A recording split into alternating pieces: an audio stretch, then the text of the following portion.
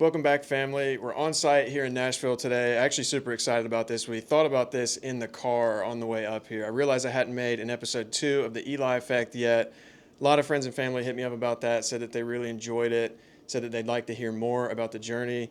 And I thought, what better time to do something like this than on location in the middle of a shooting kind of scenario. So a little bit of background. We're here in Nashville, Tennessee, working with country artist Cody Jenks. We are recording a few live sessions to put on David Graham's channel, Truthful Sessions. David, if you want to go ahead and introduce yourself. What's going on? My name's David Graham. I run a YouTube channel, Truthful Sessions, where we record country, Americana, folk artists, live audio and video recordings, not music videos, and we just put them on the channel. Lord willing, we'll be hitting around 70,000 subscribers within the next month or so.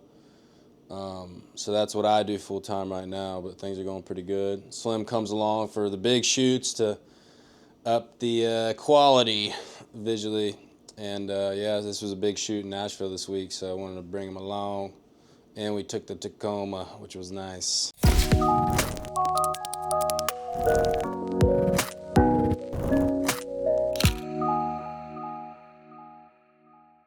Nice long drive, 9-hour drive, really in and out operation here. Got here last night late around midnight, and luckily we gained an hour. So stopped by Buc-ee's. Yeah, we made a quick pit stop at Buc-ee's. I'll put some pics on the screen. But after that, today we're just kind of taking a chill day. We decided to make some content. In the meantime, we had a meeting this morning with kind of a social media strategist to figure out a good plan to release the video. And then I think we're going to hit up the Johnny Cash Museum a little later. So we're going to have some fun in Nashtown while we're here. You know, it's not going to be just all business. We like to have some fun.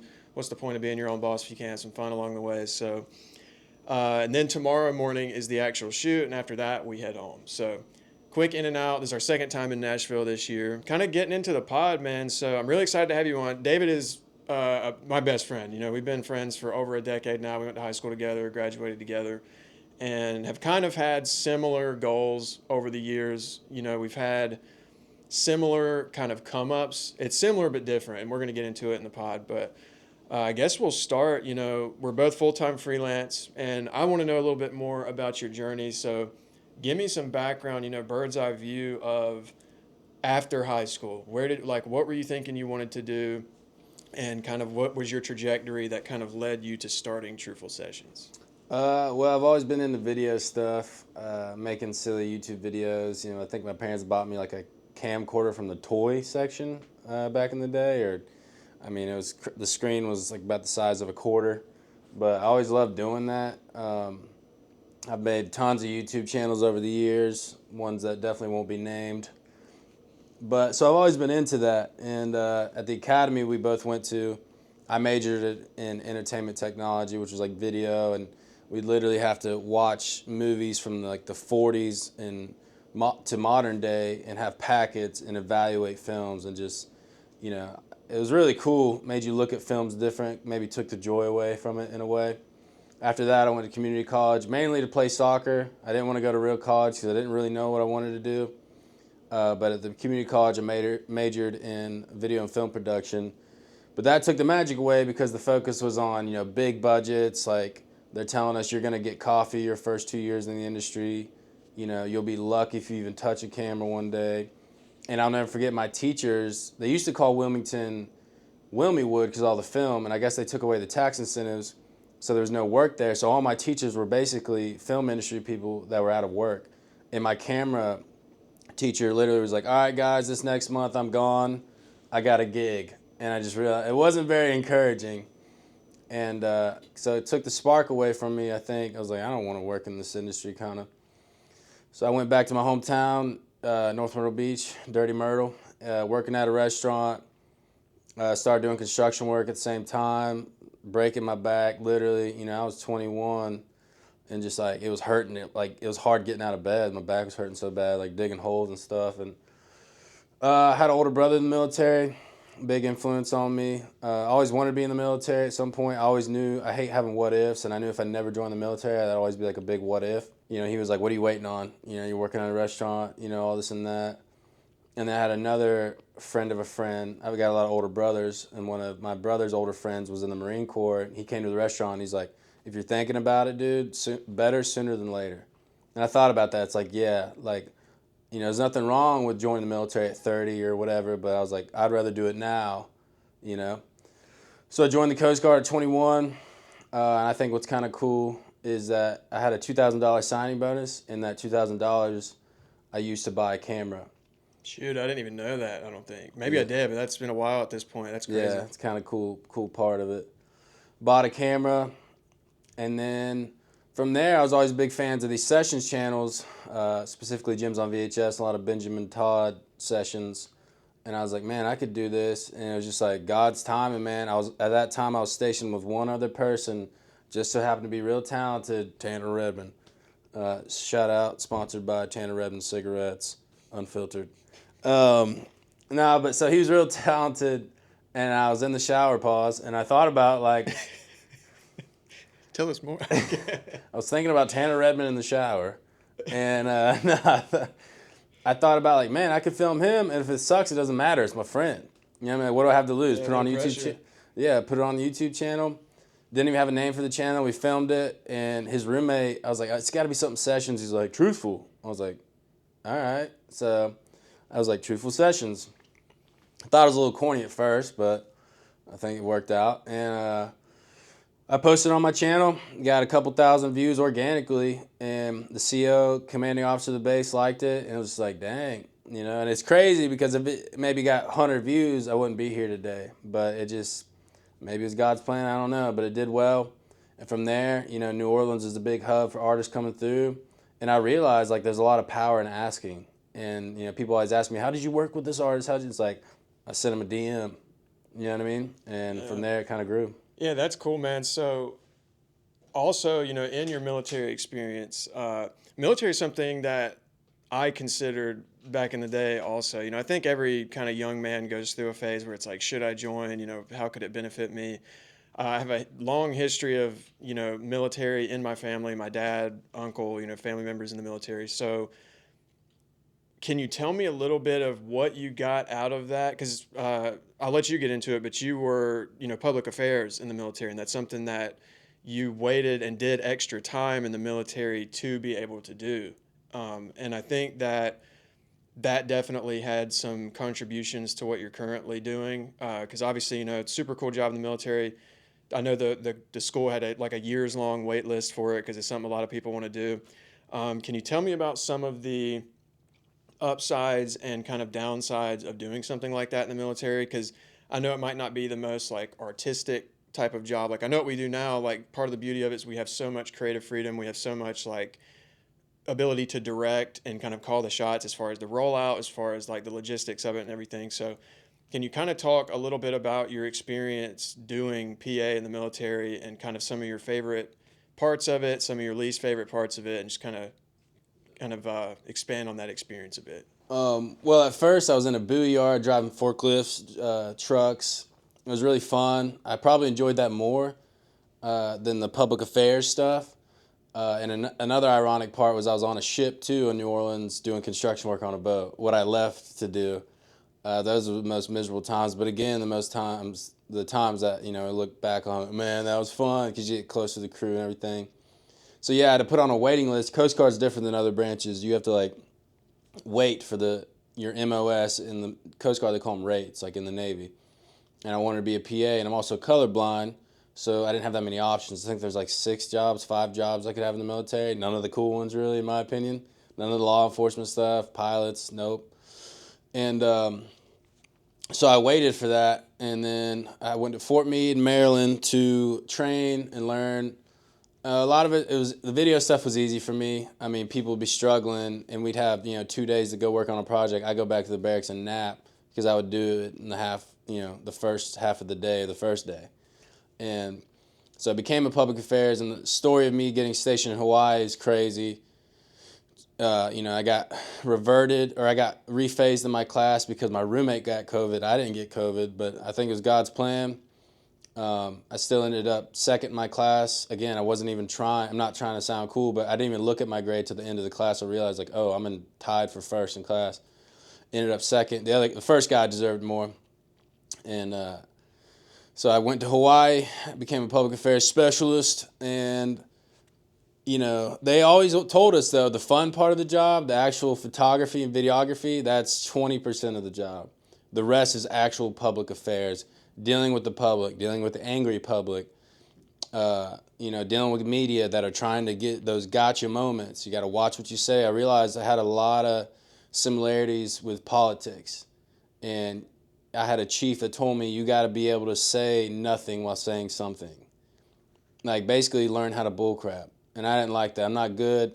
We're not supposed to lie, and we didn't lie, but you got to, keep certain information. Sugarcoat it, yeah. Yeah. I'm not good at that either. That's something I'm really Especially not good knowing some, heavy stuff about a case, and I'm talking to the public, giving them very small details when I know it really happened, but it's not confirmed, and you got to... Yeah. It's just playing politics, and I didn't like a lot of aspects of the military when it came to that, because I was stationed at a district office, and it just gets real political. And I always felt I had maybe I don't even think it was imposter syndrome. I just think it wasn't me. Like that, I had a retired Master Chief tell me, Graham, you're not a PA, and that made me feel good. That confirmed. I was like, I'm not a PA. You know what I mean? That's not me. Again, I'll never talk trash about military. It was a great experience, but I got to do very cool things. I got to go to countries like Fiji, Tahiti, Papua New Guinea, if that's how you say it, American Samoa. And, going to helicopters, C-130s, almost die a couple times, go on boardings. I remember one time I was in a helicopter.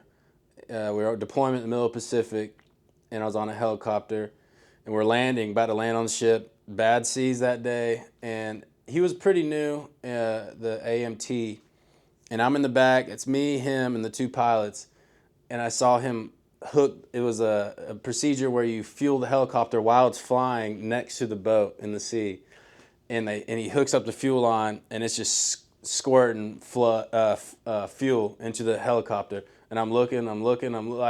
I was half a second being like, yo, and then he looked and he was like, cut it, and I was like, dude, we're about to blow up. And then I got jet fuel all over me. People said I should have put that in my VA claim. Probably should have, but anyways. Yeah, there's a couple instances like that. Definitely sketchy too, getting on and off Chinese fishing vessels. I wish I would have actually captured those moments on video. I probably should have, because that was my job. But yeah, no, it was cool for the most part. But again, the magic wasn't there too. I loved getting the video and stuff. When it came down to writing the press releases and creating the captions for social media, it just wasn't my gig. And I knew ultimately I didn't want to do it for another 14 years. Yeah, that's heavy, man.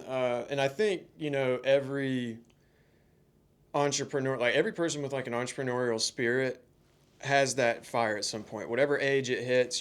For me, it really started to hit in my early 20s. I talked about it in the first episode of the Eli Effect. I went through such a down period because, our journeys are so different because you had the military, and it's a lot of your decisions were made for you. A lot of in my case, I was just aimlessly floating through life. And I know you can still be doing that in the military, but for me, I was navigating relationships, long-term relationships. I was navigating, several different jobs. I worked retail. I worked at a sneaker store. I worked for the police department. I was a dispatcher for 6 months. That's one of the craziest pieces of my lore ever.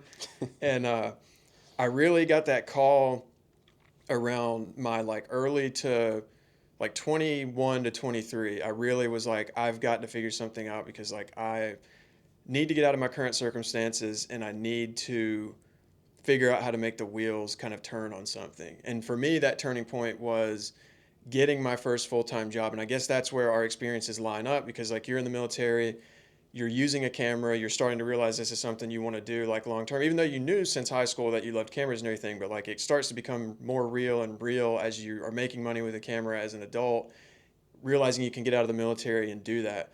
And I know that you started Truthful Sessions while in the military. So for me, I guess my next question for you is, when is the moment that you really decided, what was the watershed moment that made you realize I need to get out and I need to go whole hog with my dreams? Well, I think I was very blessed.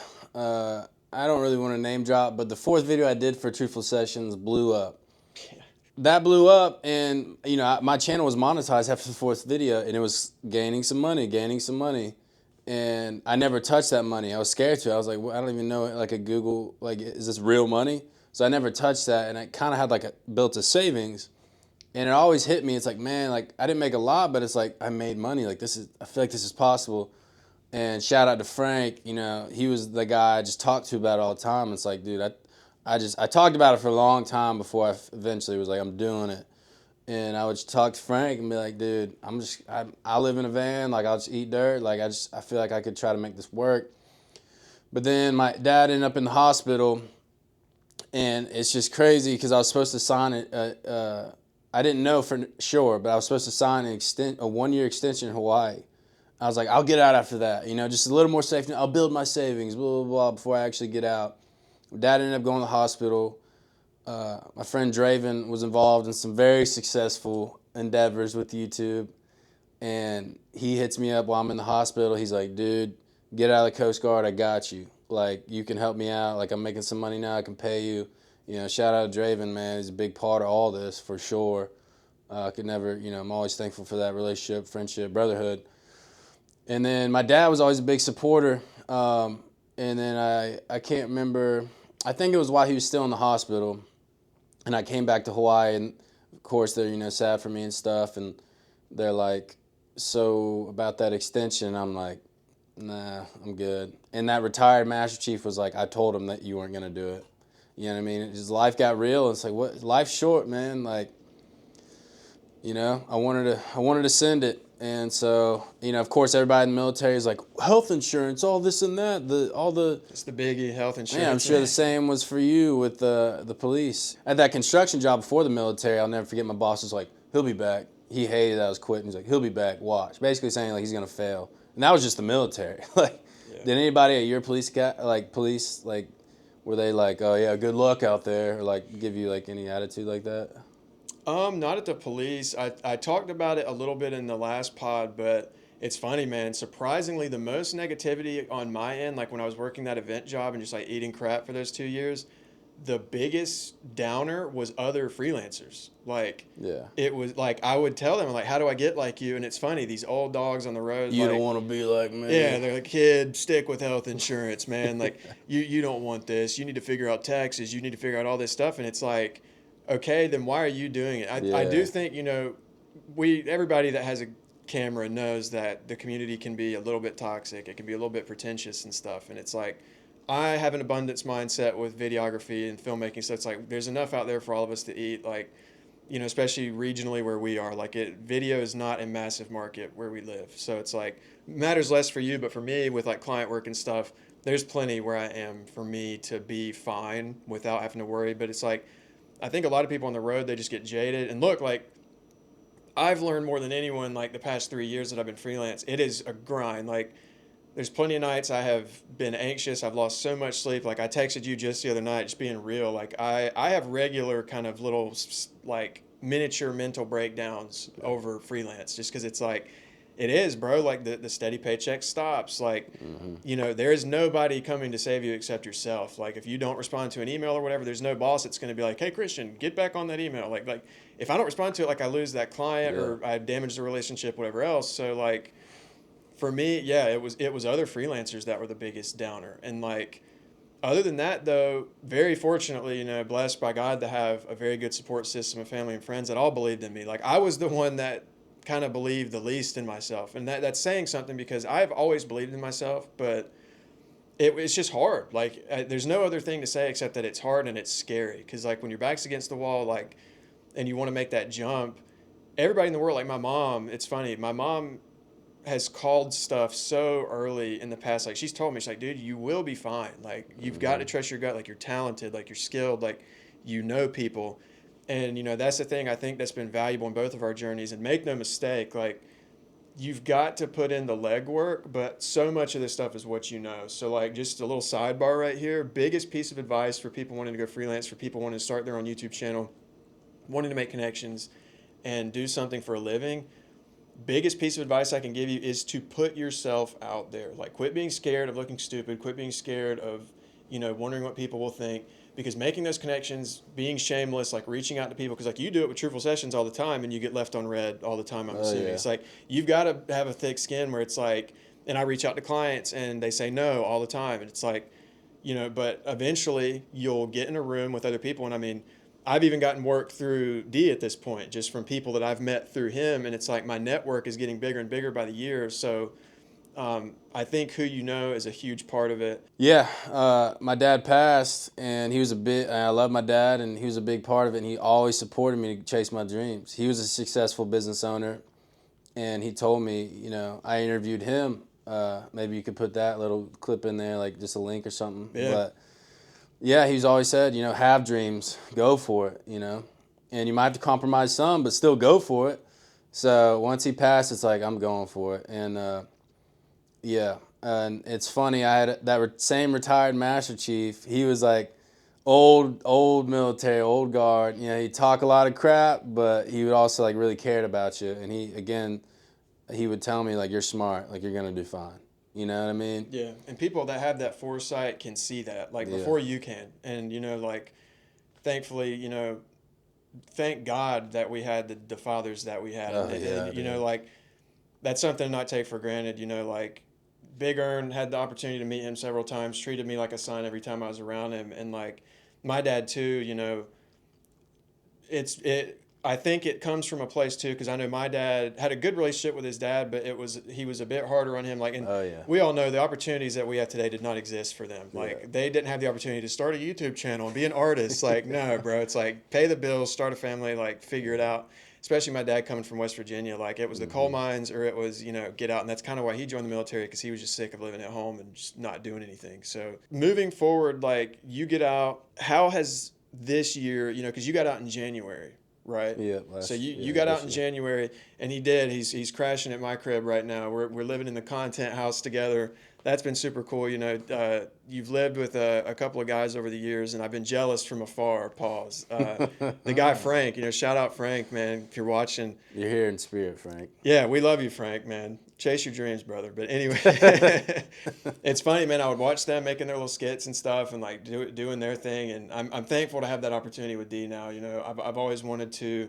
Sounds silly, I've lived alone. I've lived with a girlfriend and stuff in the past, and it's cool to be able to have this experience living with D now and being able to chase our dreams alongside each other and kind of get a very behind the scenes close look at that from both sides. And we have lots of talks about moving forward, our plans, what we want to do.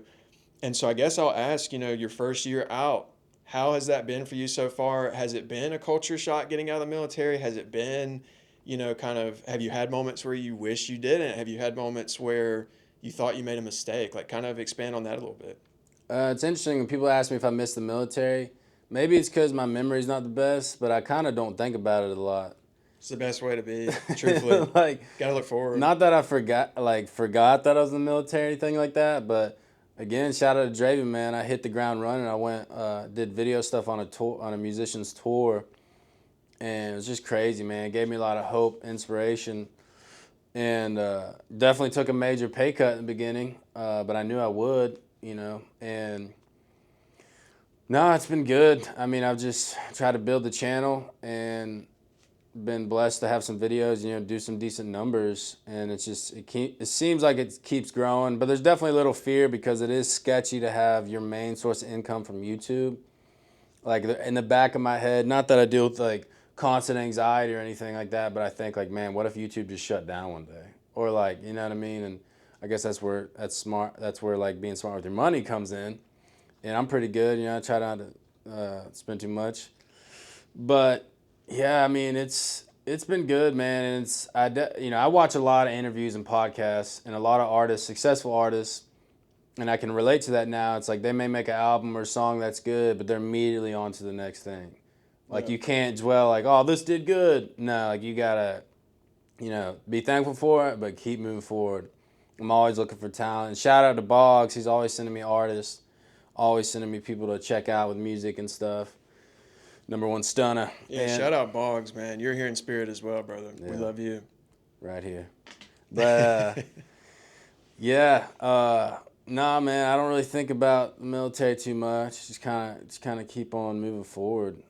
Think about it when you're getting that discount. You're Yeah, I missed that military discount, which I always forgot to even ask when I was in the military. You missed that sexy uniform ever, man? Not really, man. I got pretty fat towards the end, so it was pretty tight and uncomfortable. It's funny, bro. My dad, he'll tell you all day, like one of the driving forces of him joining the military and the high patrol was that uniform. Really? Oh, bro, like the campaign hat that the troopers wear, that was like the sole reason my dad wanted to be a trooper to start out. It's funny, man. That uniform holds a lot of power for some people. Well, also for the Coast Guard, and I can say this because I was in it. Like our uniforms look like janitor uniforms. Got So mechanic uniforms. yeah, like Michael Myers fit. yeah, and that I remember I getting offended at one of my nephews years ago. He's like, "Wait, Coast Guard's the military?" Like he thought it Oh, was man. just whatever.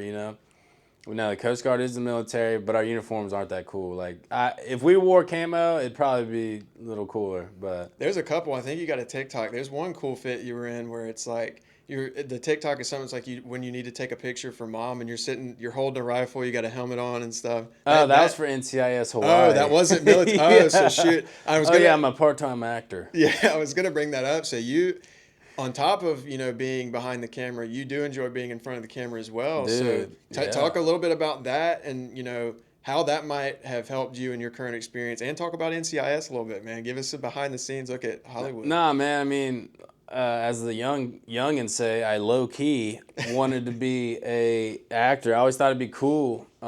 Hollywood is a little weird. I don't know about all that, but These days, yeah. So anyways, long story short, one of my supervisors of the military was involved with NCIS being like a military liaison, and he hooked me up. Like I'd be able to go and be an NCIS extra, and sometimes I'd wear my Coast Guard uniform, and sometimes I'd be an NCIS like special agent or something. And it was a sweet gig, and I got to meet some cool people. I got to meet Fez from that '70s show. Yeah, heck That was yeah. sweet. I made him laugh. I made a stupid joke. I felt cool.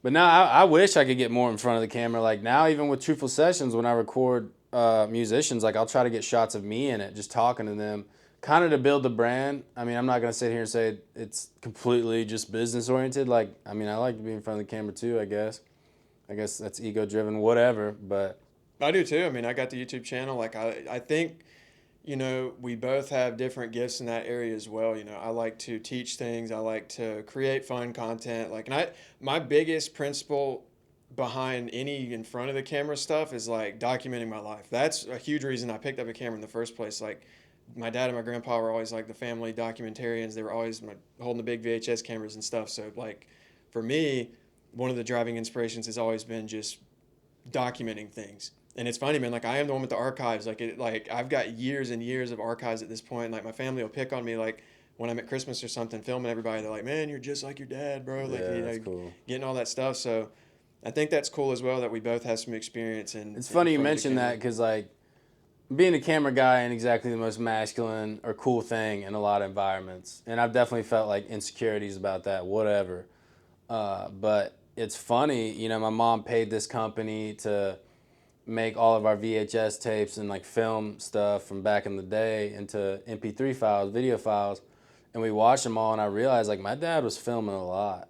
Yeah, My bro. dad was the most masculine, like mechanic, like coolest guy, respected by everybody, and it made me feel cool. Almost like validated me a little bit, and it made me like, damn, like I'm following his footsteps. Like, Yeah, that's a big source of pride for me as well. Yeah. Because my grandpa's the same way, very stoic.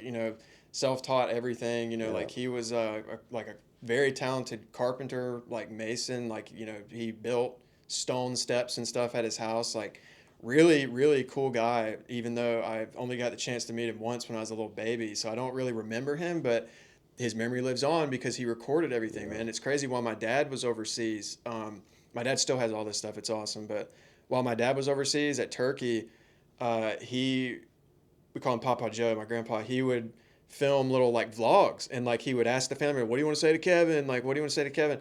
And it's like, on top of the masculine like aspect and everything, it's like it's just wholesome, and it's just it's a legacy. For me, it's a legacy at this point. I'm sure you've experienced this. Someone like it'll be family or friends, and they'll be like, "Why do you have a camera out?" Like, "Oh, you got a camera," and then a couple days later, "Hey man, did you get any pictures of me?" You know what I mean? It's Yes, like, yes. dude, And, don't try to clown me or make a stupid joke, and then come back around. Did you get any pictures of me, photos, yeah. videos? It's one of those things, like, I think the fact that we are camera guys, I think we're going to get more and more grateful for as time goes on. This year has been such a roller coaster for me for a myriad of reasons, on top of, first of all, like, lost a big agency client at the top of this year, and that, quite frankly, don't know if I'll keep this in the pot or not, but I lost like $40,000, $50,000 that I made with that company last year.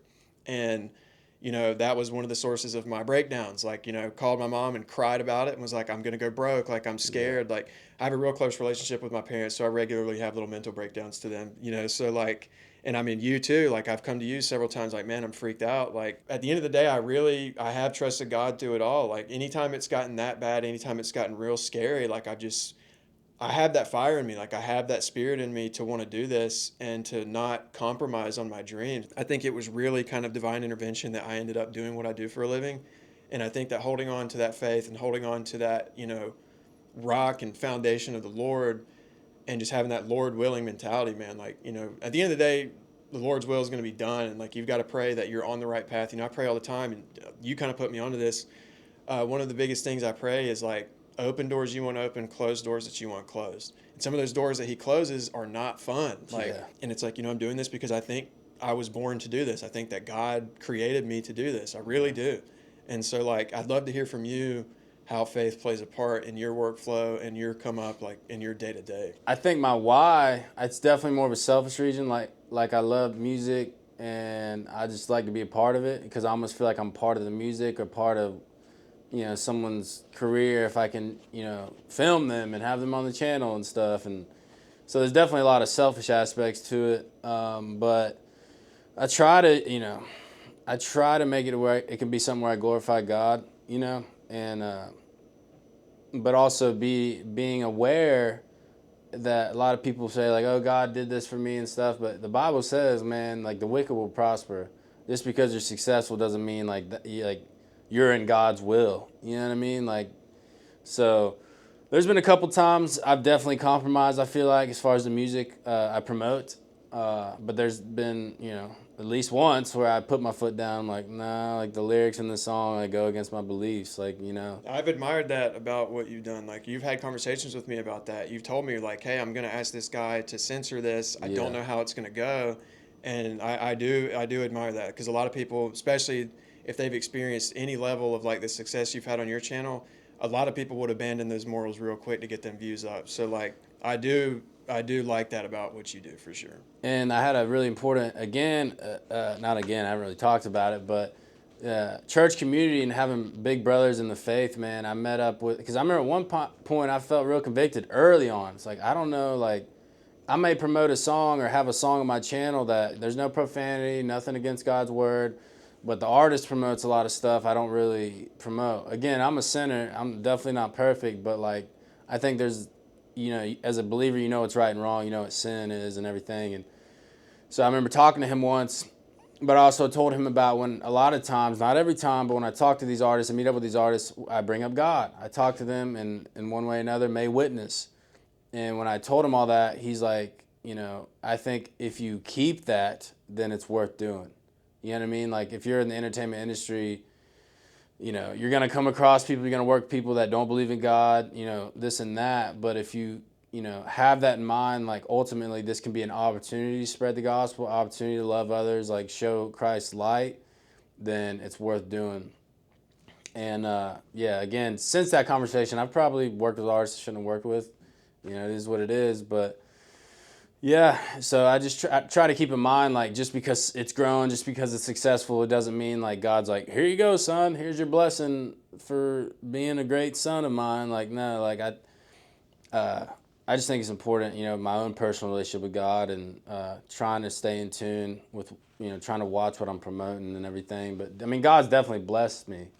Like I still thank God for the opportunities and thank God for the success, but I try to remember, like, it doesn't mean it's from Him necessarily. Like, Yeah, I got it's to be real. careful what I'm doing. You know what I mean? Yeah, fortunately, I haven't had that dilemma much in what I do. Like, I do a good bit of my work, and this is not to like say I don't enjoy it or anything, but like a lot of my work is like kind of more boring corporate stuff where Yeah. it's like I don't really have to worry about moral dilemmas. Yeah. If anything, I would kind of like to explore some of that stuff. It's not that I want to be faced with those hard decisions, but I think every camera person, every filmmaker, every person wants to kind of film something that has a bit of a gray area sometimes. Like you kind of want to explore, at least I do. I want to make docs. Like that's my big thing. Like I want to get into the documentary Mm-hmm. space.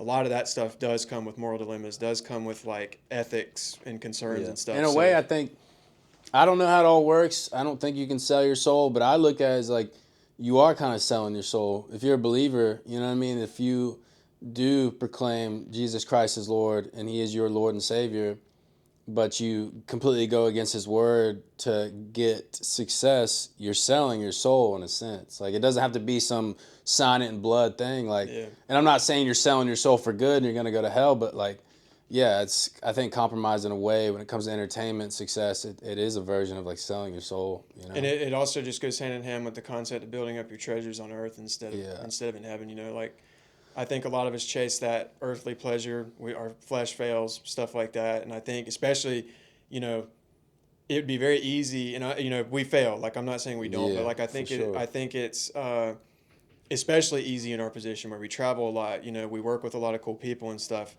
I do think it's kind of a minefield sometimes. Like it'd be very easy to slip and very easy to go off the rails and kind of sell your soul like you talked about. Like especially you working in the music industry, bro. Like I think that there will come bigger trials for you to face in the future. Yeah, yeah.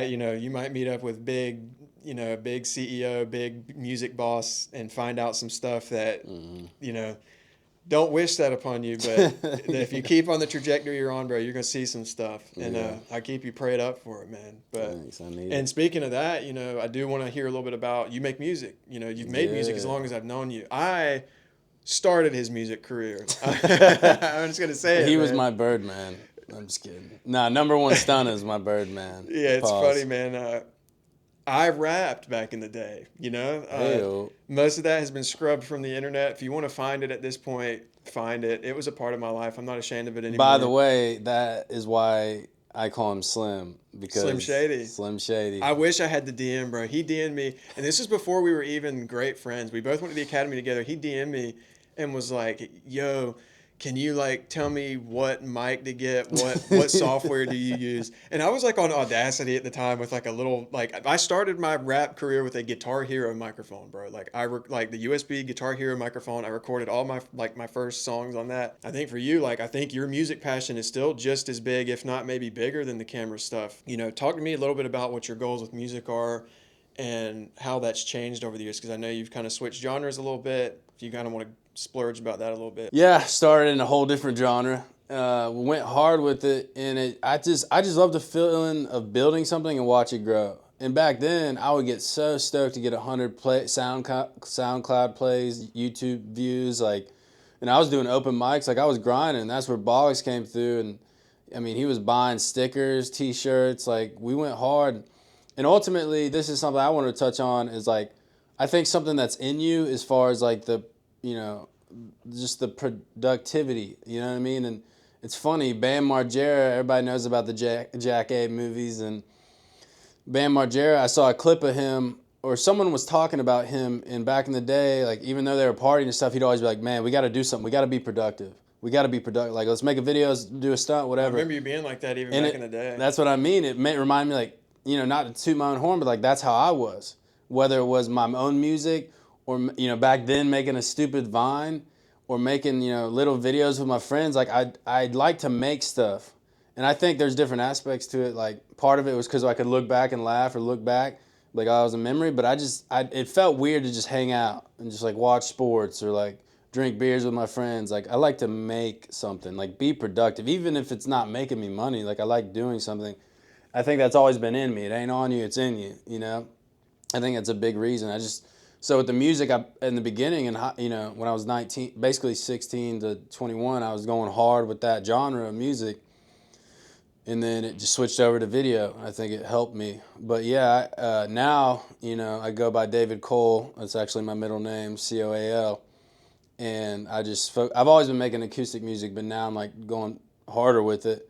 And Truthful Session is obviously the priority, but I've been putting a couple songs out. They're out there, and I just want to go harder with that. I want to make an EP, because now I know how to record live sessions. Like, it's not that hard. A monkey could do what I do. You know what I mean? It's not.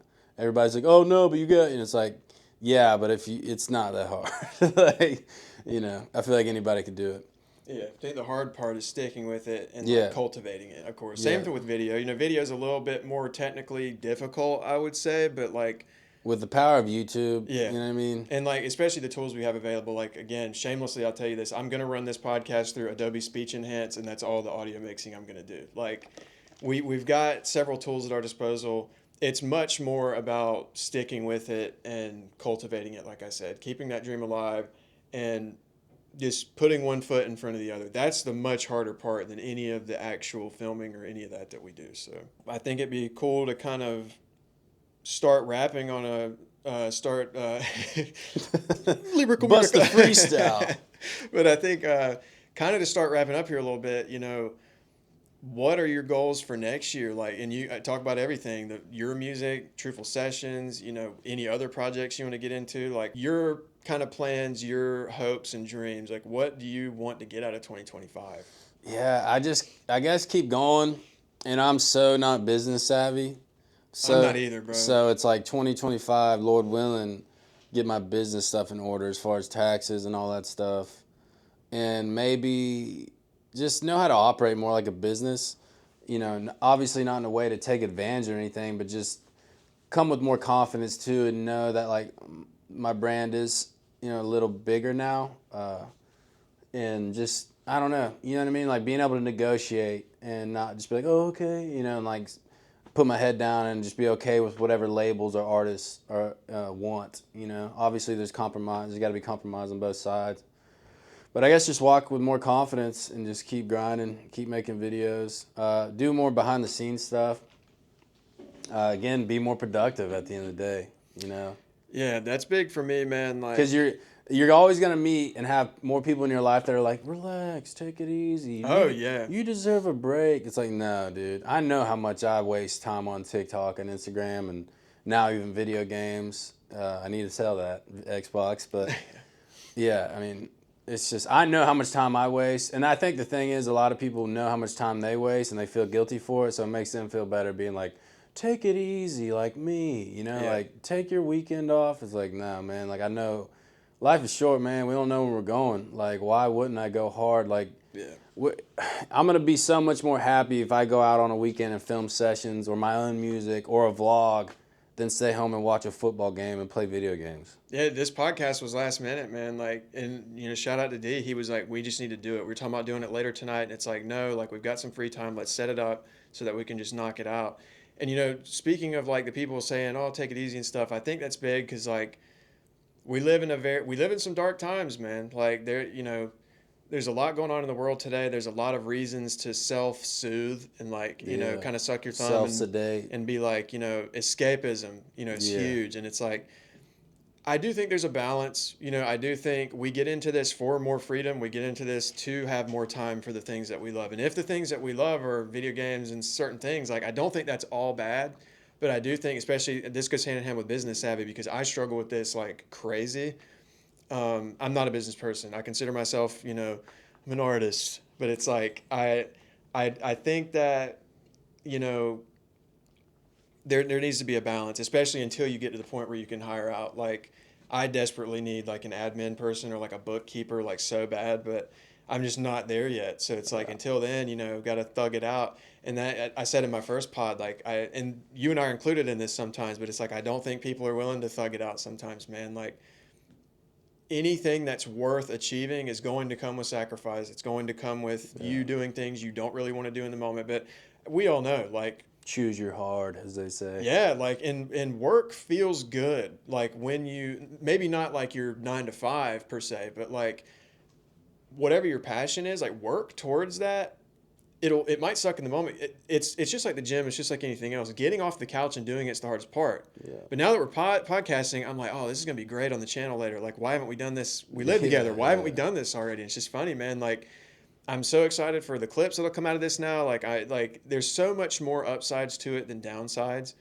And if y'all take nothing else, take that. Like, if you're procrastinating on something, I'm procrastinating on multiple things right now. So it's like, And one of my phrases, trademark, is a good product is better than a great idea.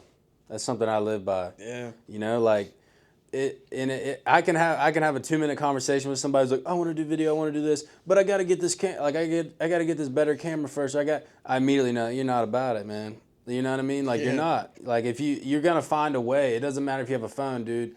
I've worked with so many artists that have music careers because of their phone. You know what I mean? absolutely, yeah. Like, so that's why, it's like I just can see through that. Like, you're just making excuses. Like, even if you get that 4K camera, you're not gonna do it. Yeah, You know I'm what I guilty mean? of that in the past. Like, oh, if I get this piece of gear, I'll do it more. If I do this, I'll do it more. And it's like, got to move your feet, man. You got to move your feet and poke through the fear. Fear is with me is so huge, man. Like, because I think on top of people not wanting to do the work, I think some of it is a lot more mental. I think some of it is they don't want to look stupid. Gary Yeah. Vee's big on this. It's like, It probably will suck in the beginning. oh, it'll That's be fine. awkward, bro. I'm not like, I won't put like a link to it because it's all private now, but I've been through that phase. I'll put some clips, like some silent clips on the screen right now of my old videos from like 10 years ago, bro. They're so cringe. But it's funny, man. Like, it led to me figuring out a workflow to make YouTube videos. You will learn so much in that trial by fire process, and nothing but good will come out of it. Like, nothing but good. You might be a little embarrassed, but like, people will see that and I think you will be rewarded for putting that energy out, like, in some way. Whether you might not get a million subscribers overnight, but you will get experience. If nothing else, you will get more comfortable as time goes on, and you will develop workflows, you'll develop processes, whatever you call it, and stuff like that. So I think that's big, man. My goals for 2025, he hit it on the head. I need to get my business more in order. I'm pretty good on my taxes and stuff, but when it comes to like emailing, having actual office hours, I'm so bad about getting videos done at like 3 a.m. Like, I really need to get office hours that I work within. I need to come up with like an ironclad kind of way to get my work done more efficiently. And also, bro, I need to lean more into filmmaking next year. So bad. Like, I want to do docs, but I've yet to make a doc. Why? I want, like, part of the reason I bought the FX6, like, I've put my money where my mouth is, but it's like, when am I going to move my feet? So it's like making a doc. Yeah. Hold me to that, bro. Like, next year, I need to release some form of documentary. And Yeah. what was the saying you said? A good product is better than a great idea. Yeah, and that goes hand in hand. A former boss of mine used to say, done is better than perfect. And it's like, Yeah. so my doc is likely not going to win any festivals. It's not going to get me an Emmy, Oscar, whatever. Which doesn't even matter. No, it really doesn't, especially in the days of YouTube, bro. Chase it. You can make so much more money on YouTube than you'll ever make with a studio. Like, that's a whole other pod. But, like, Boils my beef. yeah, the industry I learn more and more as I get further and further that I don't want to be a part of a big filmmaking crew for like Michael Bay, for Chris Nolan and stuff. That's cool, but like, you're going to eat crap for a decade plus to get on those sets. YouTube is right here. Like, you can make hundreds of thousands of dollars releasing independently on YouTube and then going to make your own stuff. We were just listening to a pod with Tarantino, and he was talking about how instead of eating crap and working up from the bottom, start from the top and like pave your own way. And I think we're both kind of on a good track of doing that. It's like, I want to be a cinematographer. I want to be a DP. I'm not interested in being a gaffer. I'm not interested in being a grip. And that, that's not me being sassy. It's me saying, I want to do this. And it's not me saying I'll never do those things, but I'm not going to eat crap for 10 years doing those things without touching a camera. Like, Yeah. And if I do want to get on those Hollywood sets, if I do want to get to that point, I can be doing that stuff, but in my own time, I need to be releasing independent films where I am acting as a DP so that people will see me as a DP. So that's some food for thought there. My biggest goal next year is to drop a doc. Like, it needs to happen. I want to drop more shorts, like sketches, like me and you especially. Like, we lived together too long to have not made a sketch at this point and stuff. So, like, I'm excited for what me and Dee are going to create next year.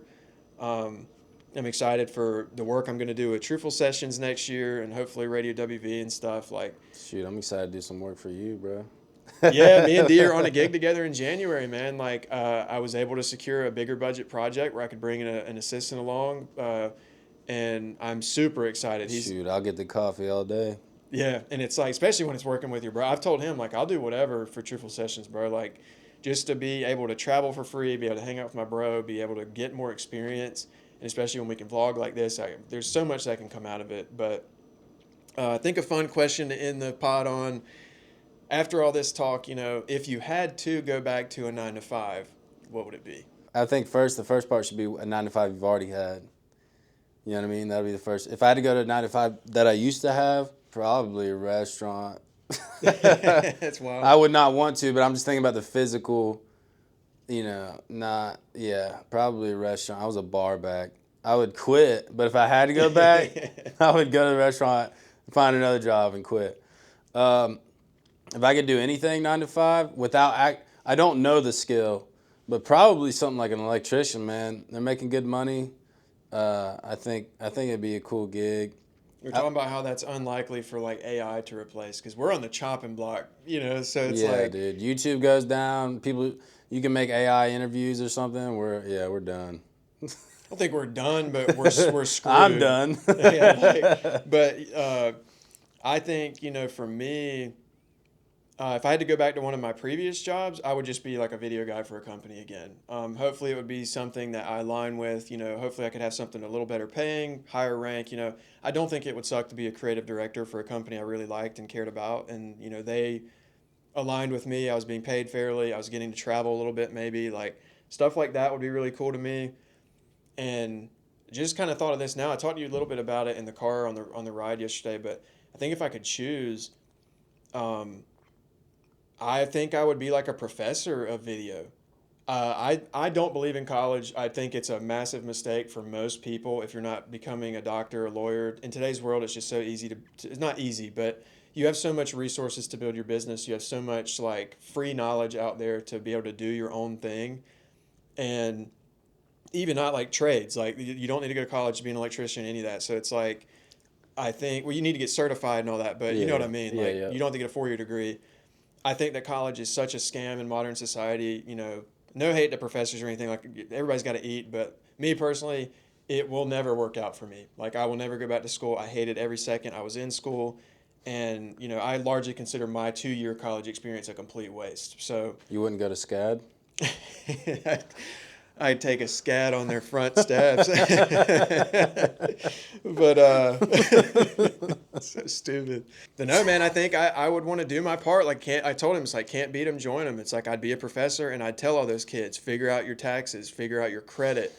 If you want to be a freelancer, if you want to do this as a career, like, I would try and give them a logical path instead of trying to just teach them a curriculum and say run free, because I didn't learn a thing in college, bro. Like, and that's not to crap on my professors, nothing like that, but like, I learned no real world info whatsoever in high school or college. And it's like, I would love the opportunity to be able to speak to some kids and be like, hey, you can do this, here's a logical path to do this, and here are the several tools you're going to need in your belt to accomplish this. So I think that's what I would do, man. Yeah. But good to talk to you, bro. This is long overdue. I'll definitely have you on again. You're gonna be a regular on the channel. So appreciate your time. I'm excited for a good shoot with Cody Jinks tomorrow. Yeah, I'm glad to do this, man. I'm proud of you for your channel and all that, dude. Just gotta keep making the videos, dude. Yeah, that's another thing. 2025, man. I got to be more consistent on the tube. I'm monetized. Like, I've got a decent little following at this point. I'm just fumbling. Like, I have no excuse. Like, I gotta light the fire, man. Yeah. So. It's hard to juggle things. I can make all the excuses in the world, but we're going to keep the train rolling, man. Lord willing. So, Lord willing. Great things coming soon, brother. Thank you for having on. Great things coming soon, brother. Appreciate you being on. Looking forward to a great rest of our time in Nash. Yeah, man.